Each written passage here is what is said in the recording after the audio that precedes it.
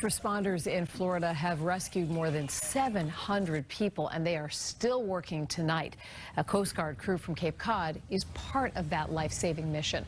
WBZ's Julie McDonald picks up our team coverage now with that part of the story in studio. Julie? Well, Lisa, the team consists of 2 pilots, a flight mechanic, and a rescue swimmer. I'm told that one of the 4 has already split off to work with a crew from elsewhere. That's a testament to the Coast Guard's high level of training and their consistent standards. Without any knowledge of the region or even street signs or mailbox numbers to guide them, a highly trained Cape Cod Coast Guard crew is flying search and rescue missions in parts of Florida devastated by Hurricane Ian. If we have the ability to land nearby, whether it's a soccer field or a park or even the street, if the crew deems it wide enough and large enough, they'll land the aircraft and then they'll send the rescue swimmer and or the flight mechanic out to then engage with those individuals, assess the level of medical care that is required. If unable to safely land, that rescue swimmer is hoisted down to retrieve stranded patients by basket stretcher. You can show up to anywhere in the country, meet any Coast Guard crews. You've never met them before, but you can all jump into the helicopter, work seamlessly to execute these rescues. Air Station Cape Cod has heard few updates from the team since their Tuesday arrival, signaling the significant demand for help. The Coast Guard's going to be there as an organization for as long as we need to be there to see the mission through. And in addition to these Coast Guard efforts, the Pentagon has more than 1,200 vehicles and 25 aircraft supporting the search and rescue operation. It is a race right now to get to the people who really do need that help. As the water starts to recede, rescue crews are out there. They are searching for survivors. We're joined now by Rear Admiral Brendan McPherson. He's with the U.S. Coast Guard. Rear Admiral, thank you so much for being with us. You know, we hear about these challenges getting to these areas like Fort Myers Beach, San Carlos Island. What is your plan to get to those people who so desperately need that help? Yeah, good evening, Cole. And as Brian just indicated, it's really a devastating environment out there and a very dangerous one at that. Rescuers are having trouble accessing the area. But I can tell you that we've had Coast Guard helicopters flying in the area all day. We were able to safely rescue 56 people who needed assistance. And we're going to continue doing that as long as we can. 56 rescues certainly makes such a big deal. How critical are these first few days after a major disaster like this? Yeah, it's incredibly critical. We want to get our first responders there as quickly as we can. And it's Coast Guards here. We're alongside with the Florida National Guard, the FEMA urban search and rescue teams, and the local responders as well. We have a very well-organized plan. We have very highly trained, well-equipped rescuers. And I've talked to some of our rescue swimmers that were flying out there today and on the ground. And while the challenges are difficult, they're well trained and they're prepared to do this, and they're going to keep doing it as long as we need to. Well, Rear Admiral, you know, we've seen entire infrastructure, the Sanibel Causeway collapsing. We know parts of the Florida Turnpike collapsed. You know, what other major damages out there that maybe we in the media don't know, but the experts like yourself, what other damages out there? How catastrophic could this really turn out to be?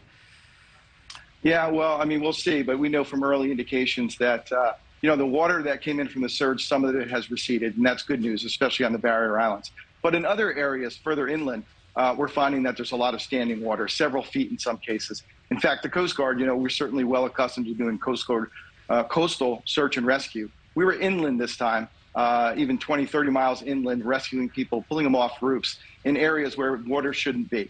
So it's a challenging situation. We recognize it's difficult for the people that are suffering through this, that are impacted by this, but we're committed to doing everything we can to save lives. Yeah, and we were just taking a look at that causeway right there that is just gone. Rear Admiral, there are people who are trapped. Many of those people obviously are cut off from communication, but maybe they have some way of staying in touch. What do you say to those people? What is the best practices? What's the best thing for them to do as they wait? Yeah, first and foremost, if they're in a safe location but they need assistance, stay where they're at. We'll come find you. There's help on the way. If you need assistance and you have access to a phone, call 911. Using social media to ask for help is not the best method.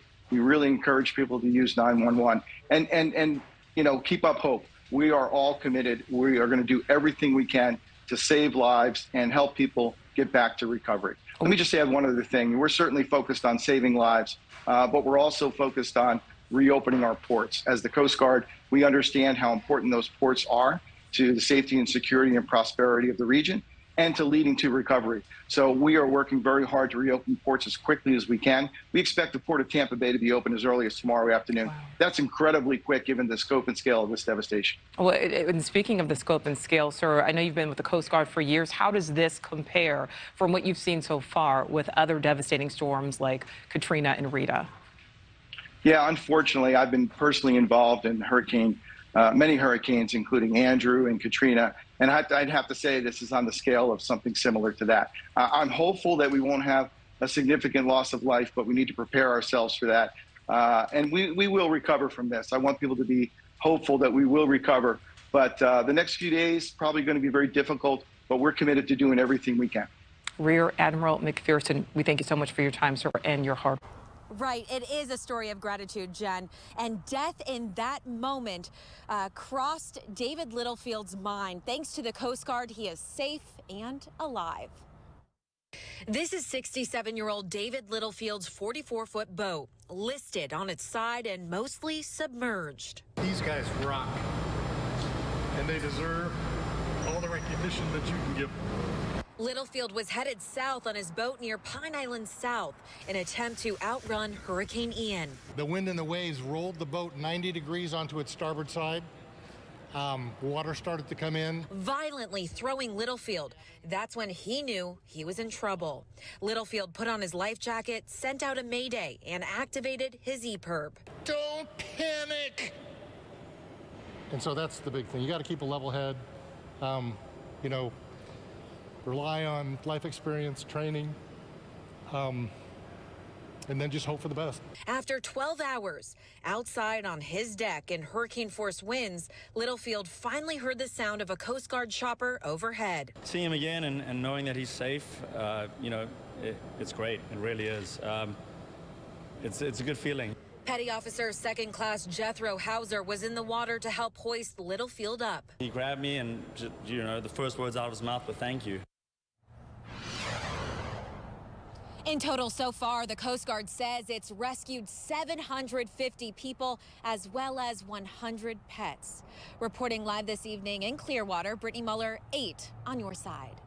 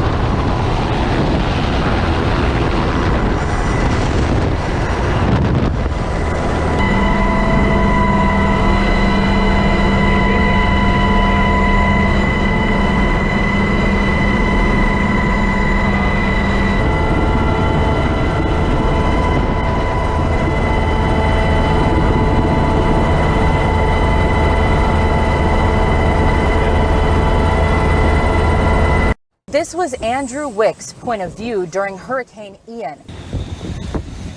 He rode out the storm on his boat docked at a Fort Myers marina. That's my boat right there. This is your boat. That's my boat as it was sinking. Andrew says he regretted his decision to stay almost immediately, but at that point, it was too late. The storm was looking like it was going to hit Sarasota or Tampa. When winds started picking up, he had to think fast. My boat started going down, so I jumped. I couldn't jump left. I had to jump straight back onto the dock and ran as far as I could to the first boat on the dock. He ran to another boat closer to the marina. That was the farthest I could get before jumping in the water. We've made it to the Fort Myers marina where Andrew's boat was docked and where he rode out the storm. We haven't been able to find his boat, but we found these. You'll see that they are shoved up on the concrete and just the damage that is here at this marina. And look at the floating docks. Those are shoved up as well. Andrew was able to make contact with his girlfriend shortly before losing service. The last moment I got to talk to my girlfriend was as the boat started to sink. He would ride out the storm on it for close to 12 hours. At any point, did you think you were going to die, drown?